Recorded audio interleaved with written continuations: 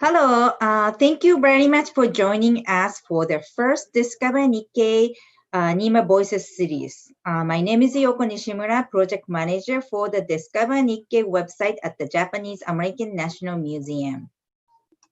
Before we start the program, I would like to briefly introduce the Discover Nikkei project and then in this new virtual interview series. Discover Nikkei is JANM's international community-based web project with major funding from the Nippon Foundation, launched in 2005. The site is in 4 languages, English, Japanese, Spanish, and Portuguese, and it shares unique Nikkei story around the world, not just in the United States, but also including Canada, Brazil, Peru, Argentina, Mexico, and other countries. Nima are the member of the Discover Nikkei online community. Coming from all around the world, they each bring unique experiences and perspectives to the site-rich content. Nima Voices is an interview series where we can learn about our Nima through vivid conversation. So today, we invited Chuck Tasaka, a Japanese Canadian Sansei contributor, as our first guest. So he has shared many vivid stories about his and his family experience in Canada before and during and after World War II since October 2015. And today's host is Kyle Mizono, area-based comedian. So I hope you enjoy today's program. And now I will ask Kyle to take over from here. Hi, everybody who's joining us. And hi, Chuck. I'm trying to get my your video on. Hello. Well, hello. Thank you for joining us today. I will be asking you some questions, but before we start our conversation, I just want to remind everyone who's watching that Chuck a question, you can just use the YouTube chat feature to contribute. We will hopefully get to a few of those questions at the end of our conversation. Just make sure you're logged into YouTube to use the feature into your YouTube account. We'll also put articles that we mention in our conversation or that are related to our conversation in the YouTube chat. So check those out if you want to check out any of the articles that Chuck has written. All right. Are you ready for this? I think so. Well, I'm so happy to talk to you personally. I don't know. This is what I wanted to say at the beginning. I don't know if this is offensive. Or no, it's not offensive, but I actually have never met a Japanese Canadian. Well, you are interviewing a Canadian Nikkei, eh? Yeah. And I read that you are chare. And what? Chare. This is an Issei English. Now, yeah. Chare means Charlie Chaplin. Or Charlie Chaplin, king of comedy during the silent movie era. Oh. So the Issei, if you're funny or comical, they called you chare. Chare. Yeah, chare. Do I sound like I know how to speak Japanese? So this is how the Issei thought that anyone who's funny or comical would be like Charlie Chaplin. So they say you're chare. Chare. Yeah. You are chare? Well, I am chare because my name is Charles, but people in Greenwood called me Charlie. So Charlie Chaplin. Yeah. And I really didn't like that name, Charlie. Yeah. Because, Charlie Chicken or Charlie Chaplin, Charlie Chan, all these movies. And so anyway, 1958, this TV series debuted called Rifleman. And Chuck Connors was the star. And from then on, I said, I want to be called Chuck. And that's how it started. So but my dad still called me Chare. Yeah, so Charlie. So Chare. Maybe I'll have people when I do live performing, I'll have them say that for me. Right. So I'll have them say Chare. Yeah, so use it in your gig. Yeah, I'll use that in my act. A little trivia there. No, I love that. I mean, it's funny because I'm fourth generation, so I am sometimes feel very removed from, from my Japanese sort of background. Mhm. So, okay, well, this is about you. It's not about me, and we're here to talk about your life and the things that you have contributed in all your amazing articles. They're so funny. You're such a hilarious writer. I wanted to first ask you, I think for me personally in quarantine, I've only been eating food. That's all I've been doing. Can you tell me a little bit? You wrote an article about this, but can you tell me a little bit about Nikkei Canadian food? Yes, where the immigrants went to, like for instance, the coal miners, they went to Cumberland, BC on Vancouver Island. And the Japanese ingredients weren't available. Therefore, they had to improvise. And they made Cumberland chow mein. Now they called it Kambarando chow mein. And there was a Chinese Chinatown, plus for the blacks and with the Japanese. And I think the Japanese immigrants learned how to make chow mein from the Chinese. And eventually, they were able to use the Chinese ingredient.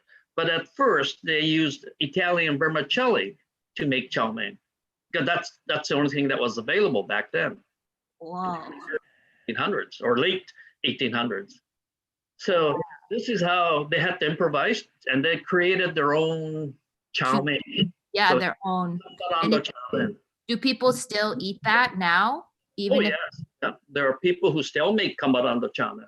Wow. Okay, so it's like their own, you have basically your own cuisine, your own sort of type of food based off of these ingredients that they could just find. Just by improvising. Yeah. And there's another place, well, during the internment, New Denver was one of the internment camps. And they had to improvise again. They couldn't use miso or nuka. So they made Denbazuke. So it's New Denver tsukemono. Whoa. So it's called Denba, like New Denba. Yeah. And I have a picture of it. And they called it Hawaiian zuke because it was yellow, like pineapple. Can you see it? Yeah, I can see it. Yeah. And but eventually they called it Denbazuke. They used vinegar instead. Denbazuke. Right. Vinegar. And it's very tasty, but the people call it stinky pickles because it smells of the whole fridge. That's from the Tonarigumi cookbook. So this is where they have all the ingredients. Okay, recipe for the. Okay, so that's how things evolved. It's as far as eating is, you have to keep improvising what's available, and then we can't have nuka. Okay, let's use vinegar and things like that. Another one is, if you can see it. No, that's my brother Taz. He makes iwanori. He goes to Main Island in February, and he has to scrape all the seaweed. And there, he cures it. So he has to wash all the sea salt, the natural sea salt, and then he has to dry it on a rack. Then he adds the domestic salt. Wow. And his wife, Chick, she made the okayu. We call it okai-san in Stevenston. So okayu is rice broth. Rice broth. And then you see those different kinds of kimono or pickles. Yeah. One is made out of chayote. I don't know if this is a recent innovation. So that's chayote. And then the salmon is quite common in Stevenston. So this is a salted salmon baked in the oven. Wow. So that's what I had last week for lunch. Oh my gosh, I think you're making everyone hungry. We're too close to dinner time for this. And hey, my sister made satsuma age. Now, I don't know if it's indigenous to Canadian Nikkei or not, Yeah. because satsuma is Kyushu. But this is what she made. This is kamaboko. Kamaboko. Okay. Yeah. That's So something that I know. And tonight I'm making okai-san or okayu. That's a rice broth. And now I'm Wow. going to have satsuma age, okayu, and my cousin sent me some vacuum salmon. So that's what I'm having tonight for dinner. So that's food. Yeah, Making- that's a lot of, yeah, I think you're making me too hungry. We also have to move on because wow, we took up a lot of time talking about food. No, but it's not. I'm not a foodie, so.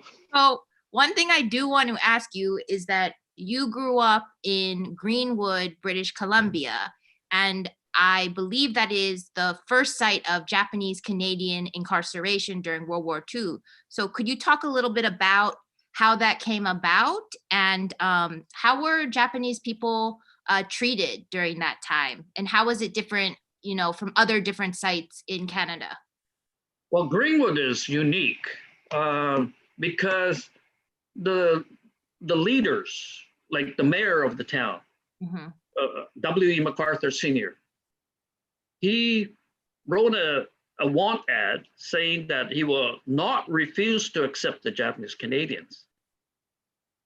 That's during the war, because he wanted to help with the war effort, Canada's war effort.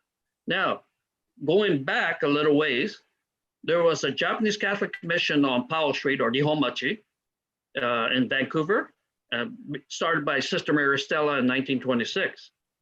And then in 1931, Sister Antoinette and Sister Mary Stella established a Japanese Catholic mission in Steveston, BC. So when this happened, Father Benedict Quigley, who is my hero, he went above and beyond the call of duty to look for a place for the Catholic Japanese Canadians. And when he had a meeting with Mayor MacArthur, they had to go through a few obstacles because people were anxious. And enemy aliens are coming to Greenwood. But the final clincher was the Franciscan sisters and friars will be 100% responsible for the welfare of the Japanese Canadian and the safety of the town folks in Greenwood. And that sealed the deal. When they had the vote, after about 3 meetings, the final vote was near unanimous. So this is how the Japanese Canadians first came to Greenwood and became the first internment site, because there were other places did not want us. And this is where Greenwood set a precedent. And after that, they found out, oh, gee, the near ghost towns are starting to boom again. And then New Denver, Caslo, and the other mining towns that were dying started to accept the Japanese Canadians. So actually, that's where we are so grateful that the leader of that community accepted us. And of course, the church groups too. So the Franciscan friars and sisters were able to help us bring us to Greenwood. And then the United Church also came later. But the majority of the Japanese Canadians then were Catholics. But after a while, they just sent people, whether you're United or Anglican or Buddhist, they sent people in afterwards. So 1,200 internees came to Greenwood, and the local population was about 200. Oh. So we were a majority. Yeah. And that's the reason why it was started as sort of the own infrastructure.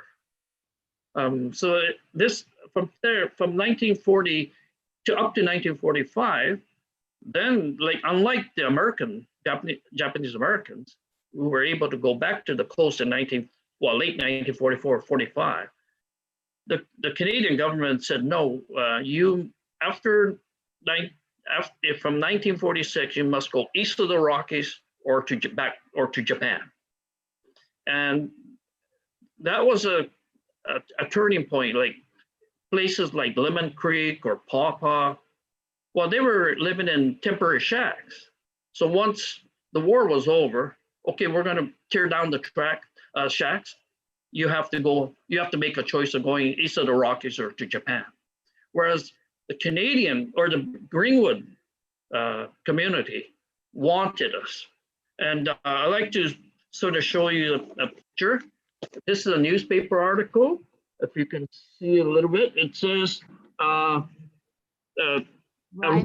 arrival of the Japanese was Greenwood's salvation. Whoa. Okay. And then the community, the city, wrote a letter of protest saying that we would like to keep the Japanese Canadians in our community. And I would read a bit. I don't want to get too far, but if you have read Longfellow's Evangeline, you will note a similarity in the treatment handed out to the Acadians and what is now being done to the Japanese. The hardships inflicted upon the French at that time is still reflected in their actions today. So they compared us to the Acadians who were sent to Louisiana. Okay, so this is a letter of protest that they wrote to the other communities where they wanted us out of BC. Yeah. As a result, I would say about 700 to 800 Nikkei planted the roots in Greenwood. I don't know about the other 300 or 400 who chose east of the Rockies or to Japan. Now, I couldn't understand people going to Japan because some of them had elderly parents in Japan. So they had that responsibility to go back to Japan to take care of their elderly parents. So that's one example. And going east, I guess a lot of their friends, some of their friends were already back in Ontario or Quebec and even Manitoba. So some of them chose to go there. But we were lucky in Greenwood that we were not pressured to leave. We were able to stay in Greenwood. Thus, I think Greenwood was an unofficial Japantown. We had about 700 to 800 Nikkei still living in Greenwood, and the local folks were about 200. Wow. So that's in a nutshell. Yeah, that's crazy. To like that amount of Japanese people coming into a really small community.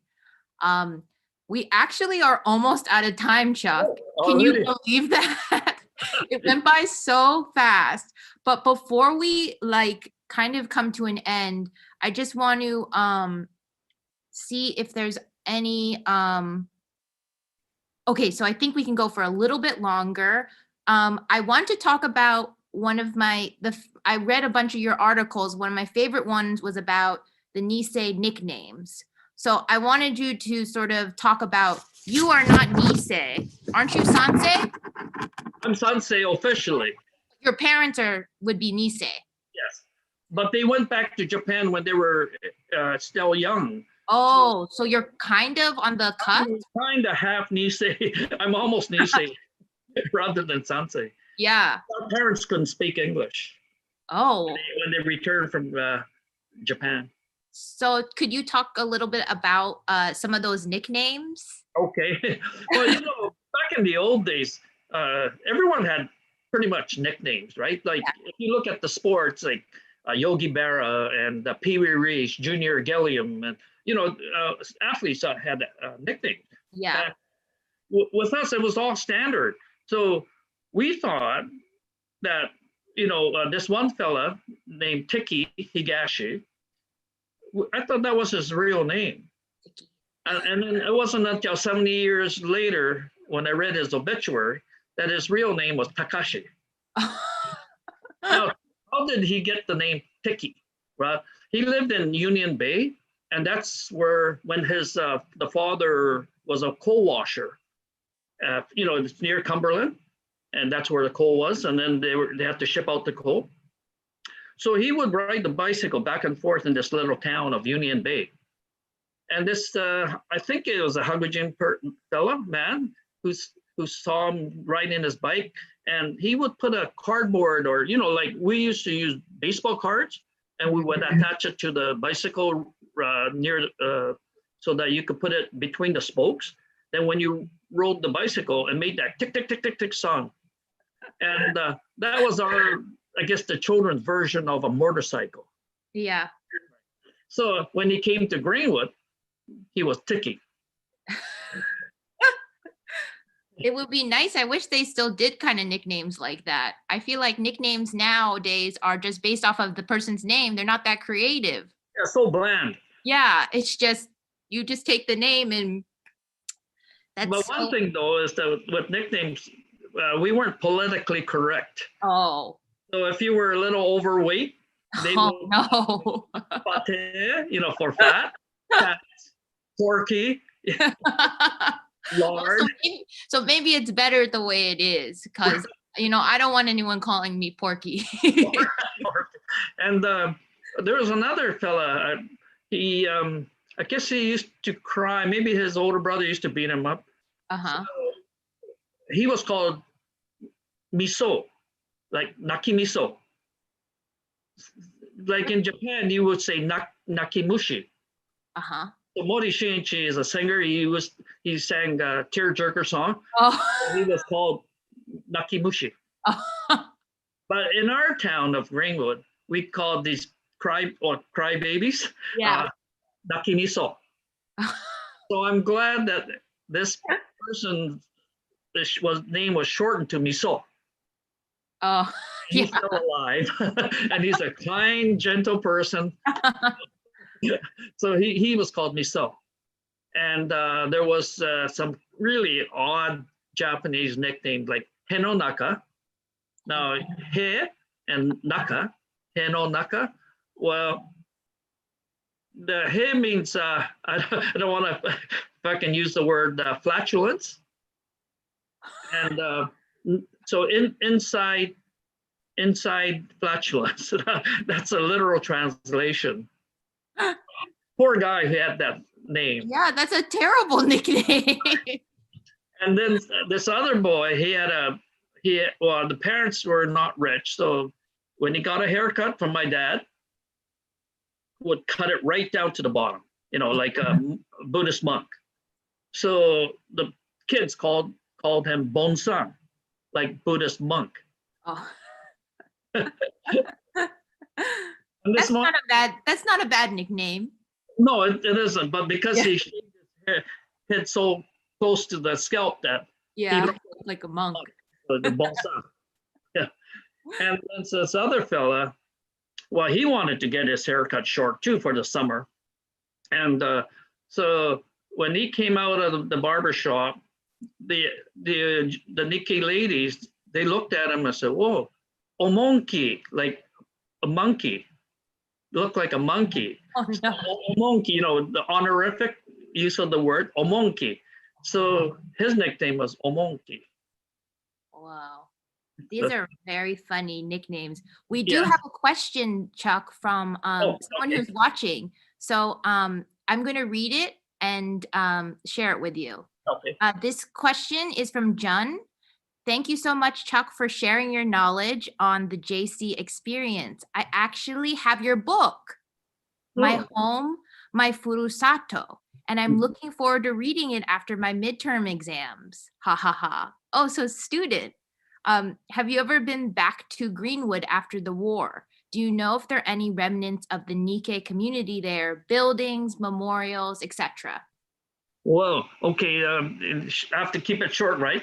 I did go back. I lost contact with Greenwood after my parents went away from Greenwood. But like I said, I wrote 2 books. Hanatare Bozu, that's the runny nose brats of Greenwood. And my second book was My Hometown, My Furusato. And from there, they said, "Oh, there's a Japanese garden in Greenwood." And I've never heard of a Japanese garden in Greenwood. And when I looked at it, I went, OMG. But it was the Japanese Canadian. So I decided to upgrade the park by adding the walls. And then I had this project called the Family Plaque Project. And that's where I wanted the former Greenwood people to come back to Greenwood. And if I had this family plaque where all the names are listed, the grandparents, parents, and the children, then there's a reason to come back. And then leave that legacy for their children and grandchildren. And that really worked well. That's amazing. What is it called? What is the park called? Nikkei Legacy Park now. It was called Ohairi Park, but in the newspaper and magazine, they called it O'Harry Park with the apostrophe O. And it sounded like an Irish park. O'Hara. So I have to ask the city to change the name, and I changed it to Nikkei Legacy Park. Oh, wow. That's amazing that you did that. So did a lot of people come back and check it out? It's so surprising that so many people came back. And now I have about 100 family plaques on the wall. Wow. So again, can you see it? Yeah, I can see it. It's great. It's amazing. So I added the lanterns, and I want to make that rock as for the 12 Japanese Canadian soldiers who fought in World War I. I like to commemorate them. So that's where that rock is. That's the boulder that you saw. So again, it's like an outdoor museum. So let's, this went so quick. I can't believe it. So let's try to do those rapid fire questions. You remember those? Okay, so who is your Nikkei hero? Oh, you can put on your hat for it. On my hat? And if you can see it? Yeah. The 442 Regimental Combat Team and the 100th and the 552nd. Now, when I went to Honolulu, I went to Fort DeRussy, and I bought like $300 worth of 442 memorabilia. Wow. That's So they're my heroes. They're your hero? Great answer. Right. Chuck, what is your favorite Japanese Nikkei food / Nikkei food? There's iwanori, that seaweed that he makes. Yeah, that's my favorite. It's like gold to me. I like that better than the matsutake, the pine mushroom. Yeah. So Okay. this. Next question. Sorry, I'm being rapid about it. I said I wasn't going to be, but I am. What is the Japanese value that has most influenced you? Well, all of the above. Motanai is really like not to be wasteful. That was pounded into us because we had to be frugal. Yeah. Now, the one that in my career, gaman, perseverance, that really helped, set my career in a straight line. I mean, there were many times like you want to quit, you want to give up, but gaman kept you going.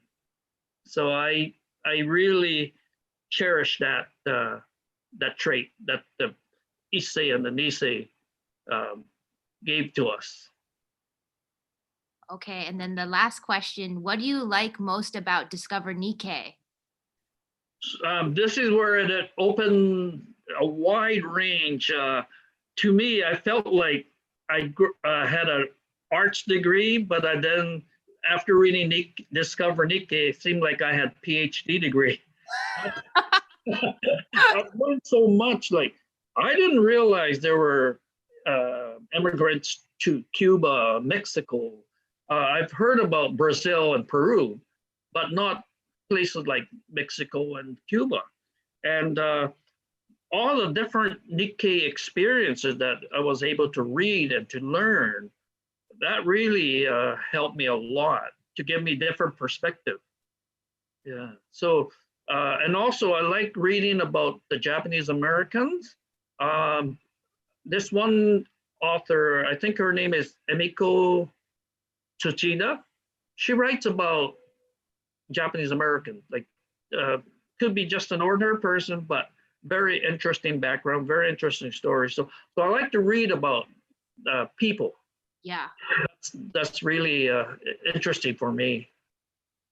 Well, we're also so thankful for all your writings, which everyone can go check out. I think we've been putting it in the YouTube chat. So everyone can go see all the amazing things you've written and contributed to Discover Nikkei. I think that wraps it up. I love the question that we got from the chat. That was a great question because then you were able to share your the memorial that you not memorial, but the park that you organized and you set up those plaques. That's amazing. I'm so glad you got to share that. Yes, but being at my age now, who's going to take over? You know, these are the questions that being asked because I've been chatting with Misa and Mio Museum in Wakayama Ken. Yeah. And they're finding it difficult to maintain, keep on going. Who's going to finance it? Who's going to keep the museum going? And it's very similar to the small town museums here too. And how do we keep this going forever? You know, there's Tashme, the beautiful museum in Tashme now, and New Denver Museum now taken over by the village of New Denver, and Caslo has another beautiful museum at Langham Hotel or Langham Cultural Center, but they're all taken over by the local folks, like the Caucasians, the Hakujing. So now, how do we keep this going? That's the question. Yeah, hopefully there's more people in my generation who can start to take over and make sure that people still know about these things and know about their history. That's at least why I'm involved and why I'm also just so grateful to be able to speak to you today. So thank you so much for joining us, Chuck. So as I said, all the stories and all of the sort of topics we covered, they're all part of articles that were written on Discover Nikkei and can be found there. Our special Nikkei sports series, More Than a Game, is closing submissions at the end of the month, and that's just a reminder. So check out the link also in this video's description for more details. Please stay tuned for the next episode of this, which will be on December 15th with featured Nima, Eric Matsunaga, who will talk about his Chicago Nikkei mapping projects, and guest host, award-winning author Naomi Hirahara. We encourage you to all subscribe to Discover Nikkei YouTube channel so you will be notified the next time we are streaming. And lastly, please share your feedback, suggestions for future guests and virtual program ideas, especially some non-English language ones we're looking for. And you can send all of those suggestions, feedback to editor@discovernikkei.org, or just leave them in the comments of the YouTube chat. That was a lot of information. Hopefully everyone got that. But once again, thanks for everyone who joined us. And thank you, Chuck. And thanks for having me. I hope I did an okay job as the host. I'd like to thank you and Jam for asking me to come on the video. This is my first time being interviewed, so it's a little bit nerve-wracking. You did amazing. You did so good. You could. I think we could have talked for about an hour. I know, it probably for days. Yeah. I'd like to thank Joy and Becky and Yoko for having me too. So thank you very much. Thank you. Bye. Bye.